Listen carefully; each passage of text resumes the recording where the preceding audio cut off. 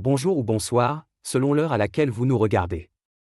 Je suis votre chroniqueur audio et animateur de podcast à l'ODJ Media, chargé aujourd'hui de vous lire fidèlement la chronique d'Afid Fassifiri. Ensemble, nous allons plonger dans une réflexion aussi urgente que vitale, la protection de notre environnement au Maroc.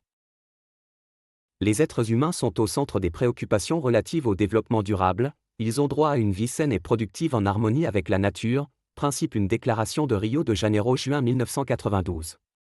Si l'on tenait à passer en revue les multiples agressions qui sont faites à l'environnement et au milieu naturel dans notre pays, on s'apercevrait que le chemin est encore long concernant un véritable développement durable qui ne perturbe pas le principe d'harmonie entre les populations et la nature. L'auteur ajoute que cette situation environnementale se manifeste notamment par la mauvaise gestion des eaux usées. Il y a des millions de mètres cubes d'eaux usées produites en permanence chaque jour mais qui ne sont pas stockées automatiquement. Certes, il y a beaucoup plus de stations de traitement actuellement, mais la nuisance est encore omniprésente alors que ces eaux, une fois récupérées et traitées, devraient être normalement réutilisées dans un contexte de rareté des ressources. Mais, il y a lieu de dénoncer ces stations touristiques qui déversent encore leurs eaux usées directement en mer et qui contribuent, dans l'impunité, à saboter leur propre activité et à menacer la santé des populations. L'auteur affirme ensuite que les atteintes au littoral et à la biodiversité continuent malgré les lois existantes.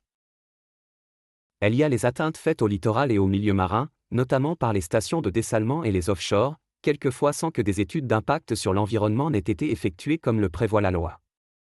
Il y a les pesticides utilisés en agriculture et qui dégradent et polluent les sols, massacrent les insectes et l'équilibre de la biodiversité, dont particulièrement celle des abeilles et de la pollinisation. La liste est bien longue avec, entre autres, les déchets ménagers et les décharges sans traitement, la pollution de l'air, la qualité des carburants et les transports non durables, l'urbanisation ni planifiée ni maîtrisée, le dérèglement climatique, la sécheresse, l'impact sur le littoral et l'océan, la désertification et son impact et ainsi de suite. Les êtres humains sont au centre des préoccupations relatives au développement durable, ils ont droit à une vie saine et productive en harmonie avec la nature, principe une déclaration de Rio de Janeiro juin 1992. L'auteur pense aussi que certaines décisions politiques vont à l'encontre du développement durable. On ne vous parle même pas des terres agricoles transformées en lotissements immobiliers dans une aberration écologique inadmissible.